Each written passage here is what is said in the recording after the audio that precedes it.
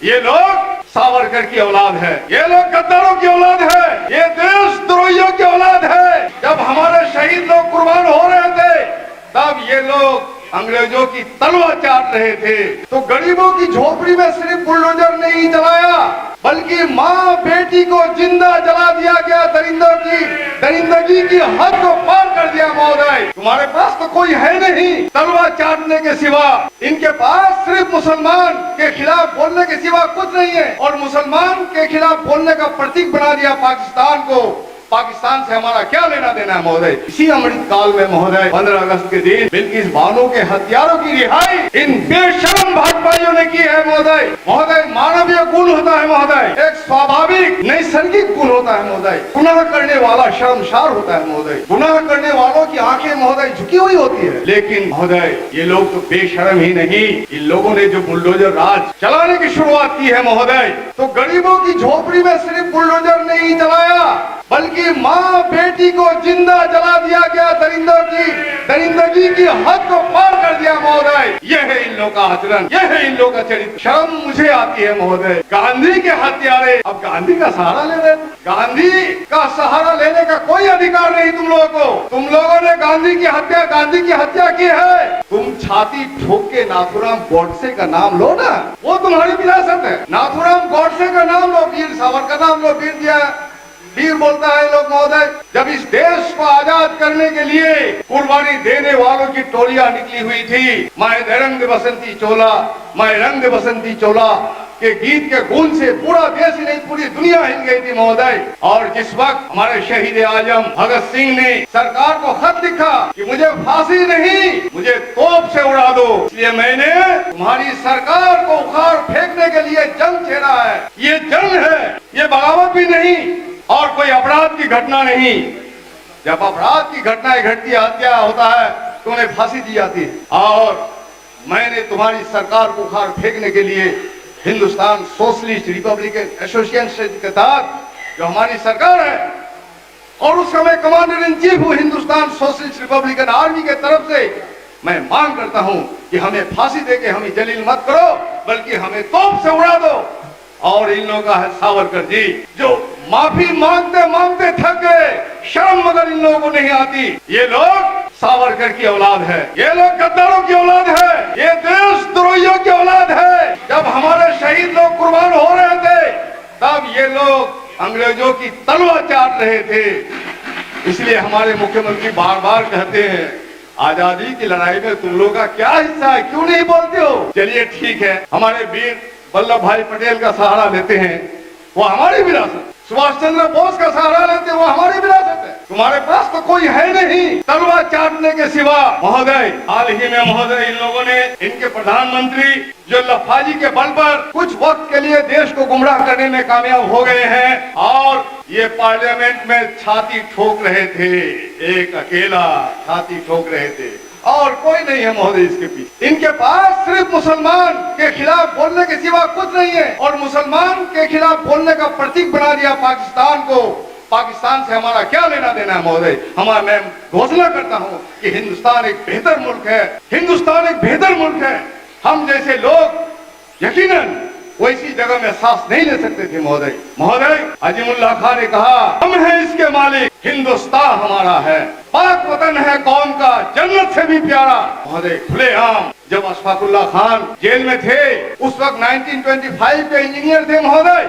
आज एक इंजीनियर का जेई का मुंशी करोड़ों में खेलते हैं। उस वक्त अशफाकुल्लाह खान को अंग्रेजों ने कहा, तुम एक सफेद कागज में दस्तखत कर दो, तुम्हें अमेरिका भेज दिया जाएगा, तुम्हारी सुरक्षा की गारंटी के साथ मौज करोगे।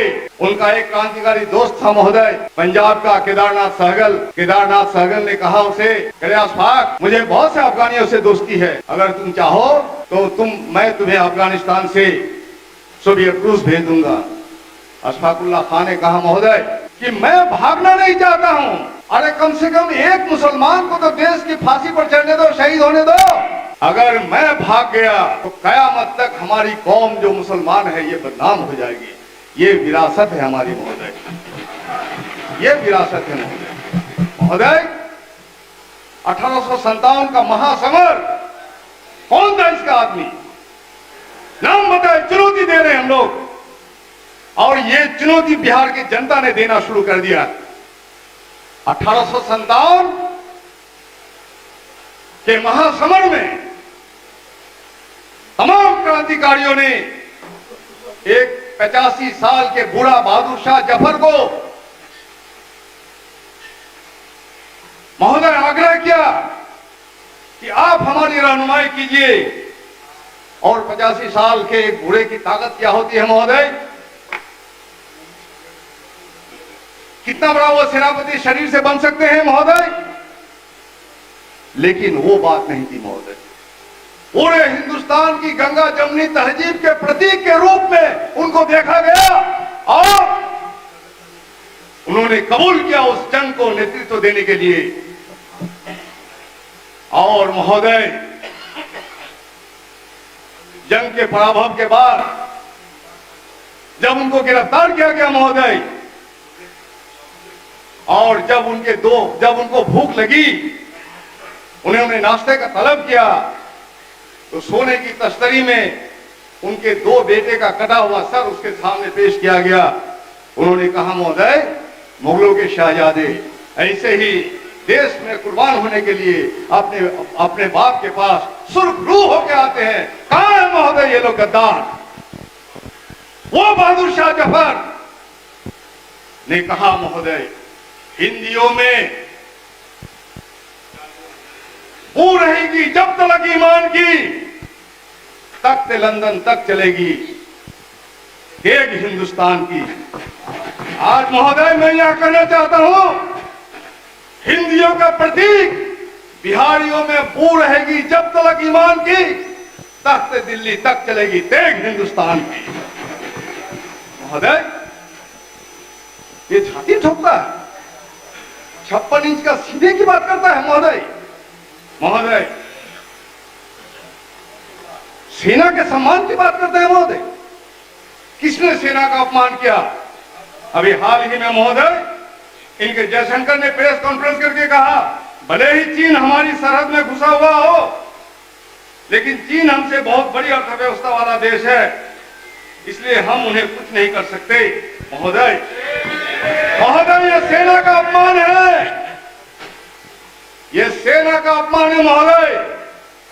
अग्निवीर योजना के तहत इन्होंने सेना का अपमान ही नहीं किया, बल्कि लाखों बेरोजगारों का अपमान किया, नौजवानों का अपमान किया कि सुबह शादी भोर 4 बजे उठ के जो दौड़ते हैं कि वतन के राह पर कुर्बान होने की तमन्ना रखते हैं, साथ साथ रोजी रोटी का भी कुछ इंतजाम हो जाएगा। इन लोगों का अपमान है महोदय। इसलिए महोदय, हम तो महोदय आज चूंकि वक्त हो गया था, नहीं बचा हुआ है, लेकिन मानसिक रूप से महोदय प्रस्तुत नहीं थे हम महोदय इनको याद दिलाना चाहेंगे कि हमारे माननीय मुख्यमंत्री पर धोखा का इल्जाम लगा रहे थे। शर्म नहीं है इन लोगों को? अरे महोदय, ये लोग विश्वासघाती है। बिहार के विकास के लिए जब महोदय इन लोगों के साथ हमारे माननीय मुख्यमंत्री सरकार चला रहे थे, तब ये लोग उनकी पीठ के पीछे छुरा भोंक रहे थे। मुंह में राम, बगल में छुरी, यही है महोदय इन लोगों का आचरण। महोदय, हम माननीय मुख्यमंत्री को बहुत बहुत धन्यवाद देना चाहते हैं कि ऐसे नाजुक वक्त में जो माननीय मुख्यमंत्री ने फैसला लिया, ऐसे शैतानों से अलग थलग होने का और महागठबंधन के साथ गठबंधन को एकजुट करके हिंदुस्तान की आजादी जो खतरे में है, संविधान जो खतरे में है, जुडिशियरी की स्वतंत्रता जब खतरे में है, लोकतंत्र खतरे में है महोदय, ऐसे समय में उनकी हिम्मत की मैं दाद देता हूं महोदय। हम महोदय उनकी हिम्मत की दाद देते हैं महोदय, लेकिन साथ साथ महोदय हम लोग को चौकस भी रहना होगा।